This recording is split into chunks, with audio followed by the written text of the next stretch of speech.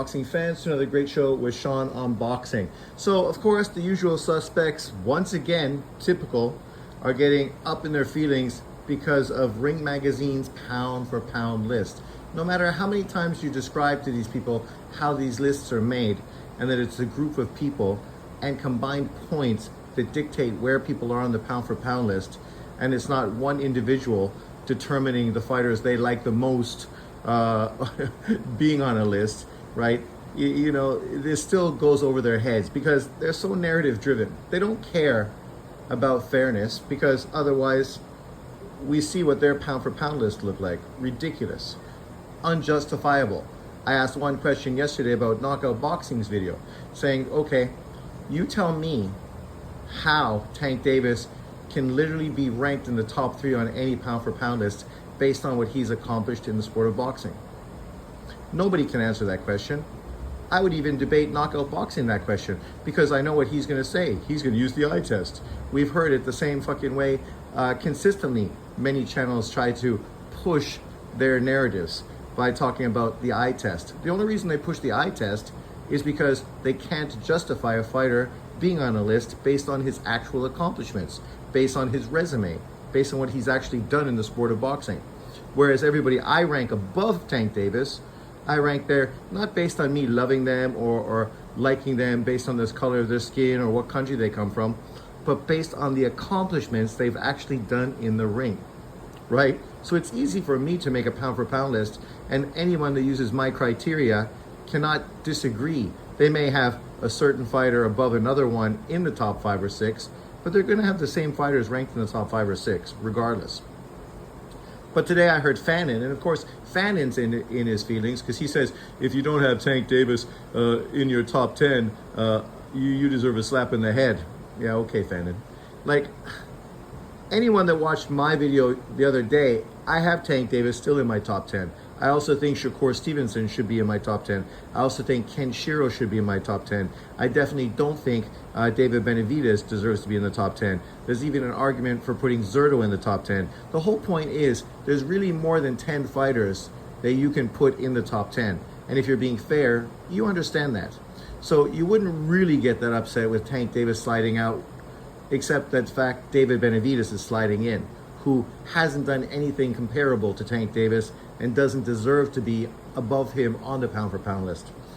But Fannin pointed out the fact that both Tank Davis and David Benavidez are the only 2 PBC fighters that have been put on this pound for pound list. Well, you tell me, what other PBC fighter currently deserves to be anywhere near a fucking pound for pound list? Because in truth, the only PBC fighter that has any argument for being on a pound for pound list is Tank Davis. There's no other ones, right? Don't say Charlo, because Charlo's been inactive and is coming off of a loss, an embarrassing loss to Canelo Alvarez, and hasn't fought for well over a year and a half. So him not being on a pound for pound list is totally acceptable, right? You know, then of course Fannin does what these guys do, which is, you know, turn it into a race thing. So of course, what does he do? He pulls in Lomachenko. How does Lomachenko have anything to do with this? In truth, you could justify Lomachenko being on a pound for pound list, except for the fact that he hasn't fought in going on a year. But for PBC fighters, the majority of them don't fight for more than a year, so that's not a shock. But he's a world champion, something David Benavidez isn't, right? So you could totally understand him being on the list. And if you do like Ring IQ based on career accomplishments, then he totally deserves to be on the list. That's why he's on Ring IQ's list. On my list, he's in the top 15. So you could understand him being in the 10, but he's not really on my top 10 right now. If he comes back and gets a significant win, obviously that could propel him back into the top 10 of the 10. But we know what these guys are worried about. It's a race thing. John Boxing came out and he's upset because there's only 2 black fighters in the pound for pound list, right? And that's really what upsets him. But yet he comes at me, and I think Tank Davis, Bud Crawford, Devin Haney, and Shakur Stevens all deserve to be on the list. That's 4 out of the 10 fighters pound for pound that are black Americans. So I'm not somebody keeping black Americans off the list, not at all, right? I made a video justifying Devin Haney being on the list above Tank Davis. And John went in acting as if somehow I was hating on Devin Haney. Like, these people are ridiculous. I mean, like I said the other day, I'm like Trump. It don't matter what I say, these guys are gonna cry, moan, and kick out, because that's just the way they are. They're never happy about anything. Boxing give you great fights, then they're gonna moan and groan about Saudi. You know, it doesn't matter what you say. Some fans are just miserable. It's their life. Obviously, I feel sorry for them because they must have very sad lives where they feel so negative regarding boxing. Because for me, boxing is a pastime I love and enjoy.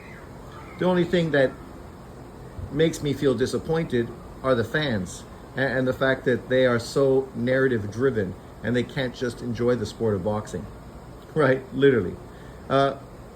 So Fannin, of course, making it about Lomachenko. John, of course, making it about Junto Nakatani, and then Beterbiev, right? You know, by shitting on Beterbiev, you're not building up Devin Haney. Beterbiev was just in 2 fights back-to-back against pound-for-pound fighter. Both super close, could have went either way. Beterbiev could have won both of those fights. Bivol could have won both of those fights. Bivol, a fighter who's beaten Zurdo, beaten Canelo Alvarez, and now beaten Beterbiev, right?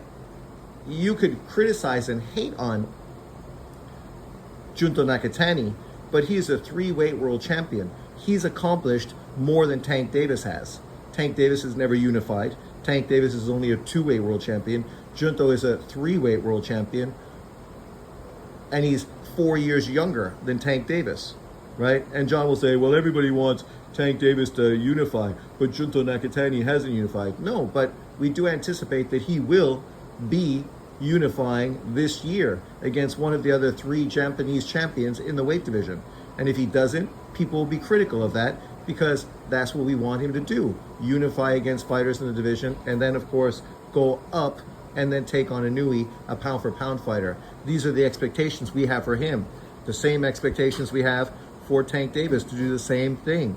Fight unification fights, fight pound-for-pound quality opposition. So I'm consistent. People that aren't consistent are guys like JB, Fannin, Knockout Boxing, the LDBC. I mean, I just saw the video from Ring IQ today exposing Devin Haney's dad, and he's upset in his feelings because boxing fans are turning against his son. Well, that's what happens when you side with the LDBC, because for all the LDBC people that fanboy for Devin Haney, you're going to have all the people that are anti-LDBC that are going to kick back against Devin Haney. So you made your bed, fucking sleep in it, right? That's just the way it is. Now you're going to have all the Tank Davis fans hating on Devin Haney, just like you have all the Devin Haney fans hating on Tank Davis. You know, this is the same as Crawford, same as Spence. So you made your bed by dividing the population, right? And this is what happens. You do this for clout, you do this to get name recognition, and now it comes back and shoots you in the foot, right? Like, the irony is, he was in his feelings because of Ryan Garcia, but yet Ryan Garcia is not fighting Devin Haney. Ryan Garcia is fighting Rolly Romero. Todd Grisham is building up that fight between Rolly and Ryan. Just like he should be building up the Haney-Ramirez fight. It has nothing to do with Ryan Garcia. But of course, Devin Haney's dad doesn't understand one of the reasons why Devin Haney is getting so much negativity thrown at him is because of his dad, who's a loudmouth, never shuts up, all over social media, fucking acting like a woman, right? You know, you don't need to protect your son the way you do. Your son is a fighter, which means he gets in the ring and throws hands with other guys. You don't need to follow him with a fucking pillow so he can sit down on a cushy chair. You don't need to cover him in a blanket so he doesn't catch a cold. Like, it becomes ridiculous. But this is Devin Haney and Devin Haney fans. You know, they think somehow he deserves to be treated like Floyd Mayweather. But based on what exactly? Your best victory is controversial. You had an embarrassing fight against Ryan Garcia. Sure, Ryan was on PEDs, but most people think you're on PEDs as well. Most people think the majority of these people are on PEDs. Look how much weight Devin Haney puts on between fights. You know, would you be shocked if he was using something to help cut weight? I wouldn't be. 95% of boxing fans wouldn't be. This is the state of the sport. So highlighting one guy as if he's doing something terribly offensive by using PEDs and acting like the rest of the fighters out there are all clean, we know that's pure bullshit. It is what it is. But of course, when you're so invested in building up and dick riding one individual fighter, you can't be honest. You need to consistently kick back with these ridiculous narratives and deflect constantly and make it about somebody else, primarily about a non-black fighter in these situations. Whereas the truth is, Shakur, Bud, Tank, Haney are great fighters. They deserve tons of praise for what they've accomplished, and we're excited to see what they do moving forward. And that's going to be what determines the response they get from fans, what they do moving forward. But let me know what you think in the comment section below.